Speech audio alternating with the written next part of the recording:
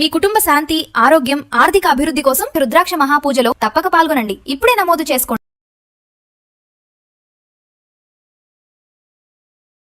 నమస్తే, సుమన్ టీవీకి స్వాగతం. ప్రస్తుతం మనతో ఉన్నారండి ప్రముఖ ఆధ్యాత్మికవేత్త, మంత్రశాస్త్ర పండితులు కొండవీటి దత్తాత్రేయ శర్మ గురు గారు ఉన్నారు. శుక్రవారం రోజు లక్ష్మీదేవికి ఎలాంటి పరిహారాలు చేసుకోవాలి, ఆ లక్ష్మీదేవి కటాక్షం అందరికీ కలగాలంటే ఏ గుడికి వెళ్ళాలి, ఎలాంటి పూజలు చేయాలి, ఎలాంటి పరిహారాలు చేయాలి, వీటన్నిటిని గురుగారిని అడిగి తెలుసుకుందాం. నమస్తే గురుగారు. నమస్కారం. సో నేను అన్నట్లు మామూలుగా శుక్రవారం అంటేనే లక్ష్మీదేవి వారం. లక్ష్మీదేవి కటాక్షం కావాలి, అందరి ఇళ్లలో లక్ష్మీదేవి ఉండాలి అని పొద్దున్న లేసినప్పటి నుంచి మీరైనా మేమైనా అందరం పరిగెడుతూ ఉండేది ఆ లక్ష్మీదేవి కోసం. ఏమన్నా పరిహారాలు చేసుకోవాలి అంటే ఎలాంటి పరిహారాలు చేసుకోవాలి? శ్రీ మహాగణాధిపతయే నమః. ఈ సృష్టిలో ప్రతి మనిషి కూడా ప్రధానంగా కావలసినటువంటివి 3 విధములైనటువంటి శక్తులు: ఇచ్ఛాశక్తి, జ్ఞానశక్తి, క్రియాశక్తి. ఈ 3 కూడా అమ్మవారి స్వరూపాలు. మహాకాళి, మహాలక్ష్మి, మహాసరస్వతి. ఈ వారాలలో శుక్రవారం అమ్మవారికి ప్రధానంగా సూచిస్తుంది. అందులో ప్రధానమైనటువంటిది ఇచ్ఛాశక్తి. మనిషికి అనేకమైనటువంటి కోరికలు ఉంటాయి. అంటే జీవితంలో ఎదగాలని, చక్కగా ఓ ఇల్లు కట్టుకోవాలి, మంచి జీవిత భాగస్వామి కావాలి, ఇలాంటి కోరికలు, సంతానం కావాలని కోరికలు ఉంటాయి. ఇవన్నిటికీ కూడా ఈ కోరికల యొక్క స్వరూపమే మహాలక్ష్మీదేవి. లక్ష్మి అంటే ధనం అని కాదర్థం. ఆనందము, ఐశ్వర్యము, ఆరోగ్యము, వీటన్నిటినీ కూడా లక్ష్మీదేవి స్వరూపంగా భావిస్తారు. ఇవన్నీ కలగాలి అంటే లక్ష్మీదేవిని ఏ విధంగా ఆరాధన చెయ్యాలి? శుక్రవారం రోజు అమ్మవారికి బాగా ప్రీతిపాత్రమైనటువంటి రోజు, అమ్మవారికి బాగా ఇష్టమైన రోజు. ఆ రోజు సూర్యోదయానికి ముందుగా నిద్రలేచి తలస్నానం చేసుకుని ఇంట్లో దీపారాధన చేయాలి. ఎప్పుడు చేయాలి? సూర్యోదయానికి ముందే దీపారాధన చేయాలి. సూర్యోదయం తర్వాత చేసేటటువంటి దీపారాధనకి ఎక్కువ ఫలితం ఉండదు. సాధ్యమైనంత వరకు సూర్యోదయానికి ముందే, అంటే 6 గంటలకల్లా ముందే దీపారాధన చేయగలగాలి. అధమపక్షం 6 నుంచి 7 మధ్యలో అయినా చెయ్యాలి తప్ప 7 తర్వాత చేసేటటువంటి దీపారాధనకి ఫలితం అనేది ఉండదు.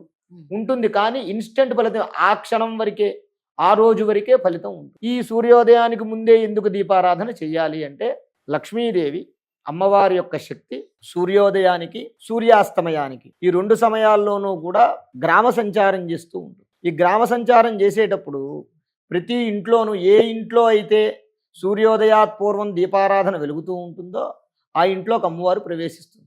ఏ ఇంటి ముందైతే శుభ్రంగా ముగ్గులు పెట్టి, శుభ్రంగా ఇల్లంతా నీట్గా ఉండి, ఏ ఇంట్లో వాళ్ళు పడుకోకుండా ఉంటారో, చిన్నపిల్లలు, పసిపిల్లలు పర్వాలేదు, మరీ చంటి పిల్లలు 2-3 ఏళ్ళు, 1 5 ఏళ్ల లోపు వాళ్ళు అయితే పర్వాలేదు, కానీ మరీ 5 ఏళ్ల దాటినటువంటి వాళ్ళు కానివ్వండి, ఎవరైనా సరే ఈ సమయంలో సూర్యోదయం అయిన తర్వాత కనుక పడుకునున్నా సరే, ఇంట్లో దీపారాధన లేకపోయినా, ఇల్లు శుభ్రంగా లేకపోయినా సరే, ఇంట్లో ఎవరు స్నానం చేయకపోయినా సరే, ఆ అమ్మవారు ఆ ఇంట్లో అడుగుపెట్టదు. లక్ష్మీదేవి యొక్క శక్తి ఆ ఇంట్లో అడుగు పెట్టదు. దాని కారణంగా ఏమవుతుందయ్యా అంటే, లక్ష్మి ఎప్పుడైతే ఇంట్లోకి అడుగు పెట్టదో, లక్ష్మీదేవి వెనకాల దరిద్ర దేవత, జ్యేష్ఠాదేవి అంటారు, వారు అక్కగారు అనమాట, ఆవిడ రెడీగా ఉంటుంది. ఈవిడ ఎక్కడికి వెళుతుందో ఆవిడ అక్కడికి వెళ్ళదు, ఆవిడ ఎక్కడికి వెళ్ళదో అక్కడికి ఈవిడ వెంటనే వెళ్ళిపోతుంది. కాబట్టి ఆ జ్యేష్ఠాదేవి, దారిద్ర్య దేవత ఏం చేస్తుంది, వెంటనే ఈవిడ వెళ్ళలేదు కదా అని చెప్పి ఆ ఇంట్లోకి ఈవిడ ప్రవేశిస్తుంది. ఎప్పుడైతే ఈవిడ ప్రవేశిస్తుందో, ప్రవేశించినప్పుడు ఏమవుతుంది, అక్కడ దారిద్ర్యం, కష్టాలు, అప్పుల బాధలు, రోగ బాధలు, ఇలాంటివన్నీ కూడా, సమస్యలు, ఇలాంటివన్నీ కూడా వస్తూ ఉంటాయి.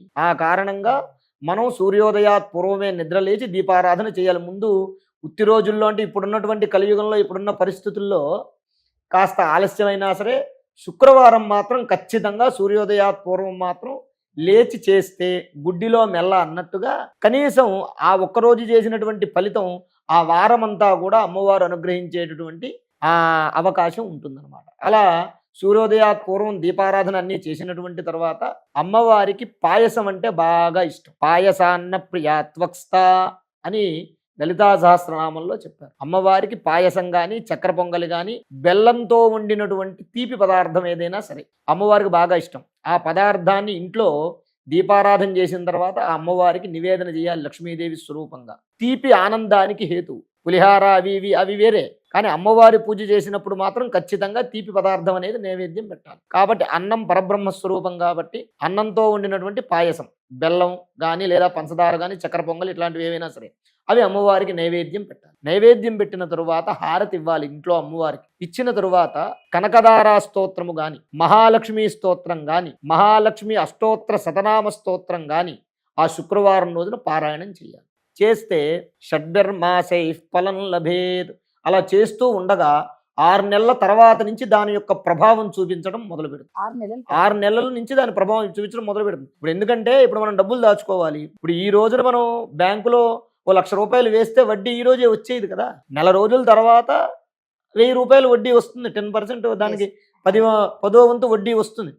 ఈ రోజు వేసిన వెంటనే రాదు కదా. అది 6 నెలల నుంచి దాని ప్రభావం చూపించడం మొదలు పెడుతుంది. ఆ తర్వాత నుంచి పోను ఏమవుతుందయ్యా అంటే సకుబేర సమో భవేత్, వాడు కుబేరుడు అంతటి ధనవంతుడు అవుతాడు.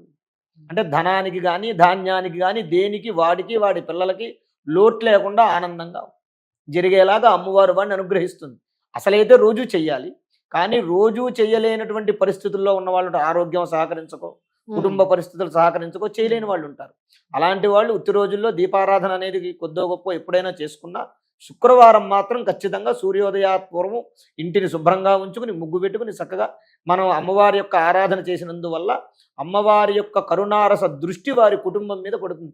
ఒక్కరి మీద కాదు, కుటుంబ సభ్యులందరి మీద కూడా పడి వాళ్ళకి ఆయురారోగ్యైశ్వర్యాలను ఆ యొక్క అమ్మవారు ప్రసాదిస్తుంది. తదుపరి ఏదైనా దేవాలయానికి వెళ్ళాలి. ఏదైనా దేవాలయం అంటే దగ్గరలో మహాలక్ష్మి అమ్మవారి దేవాలయం ఉందనుకోండి, చక్కగా వెళ్ళి ఒక 5 ప్రదక్షిణాలు చేసి అమ్మవారికి చక్కగా పూజ చేసుకోవాలి. పసుపు కుంకుమ కొబ్బరికాయ పూలు పళ్ళు పట్టుకెళ్ళి అమ్మవారికి పూజ చేయాలి. ఆ పూజ చేసుకున్న తర్వాత చక్కగా అక్కడ కాసేపు కూర్చుని అమ్మవారిని చూస్తూ ధ్యానం చేసుకుని మనకున్నటువంటి కష్టాలు, ఇప్పుడు మనకి ఎన్నో సమస్యలు ఉంటాయి. మన స్నేహితులు బంధువులు ఎవరో మన ఇంటికి వస్తారు. వచ్చినప్పుడు ఏం చేస్తాం, రే బాబు నాకే కష్టం ఉందిరా బాబు అని మనం చెప్పుకుంటాం.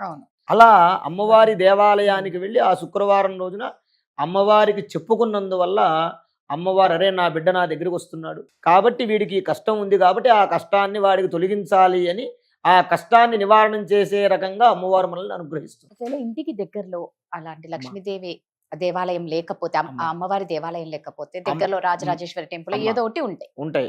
మహాలక్ష్మి అమ్మవారి దేవాలయం గనక లేకపోతే ఏ అమ్మవారి దేవాలయానికైనా వెళ్ళొచ్చు. అంటే మీరు లక్ష్మీదేవి అన్నారు కదా, ఇక్కడ రాజరాజేశ్వరి దేవి అమ్మవారు కదా, మరి అంటే అమ్మవారి దేవాలయం ఏదైనా వెళ్ళొచ్చని చెప్పాను. అవును, దానికి ఏ అమ్మవారైనా వెళ్ళొచ్చని ఎందుకన్నానంటే షణ్ణవతి కళలు అని ఉంటాయి. అంటే 64 కళలు ఉంటాయి, చతుషష్ఠి కళలు అంటారు.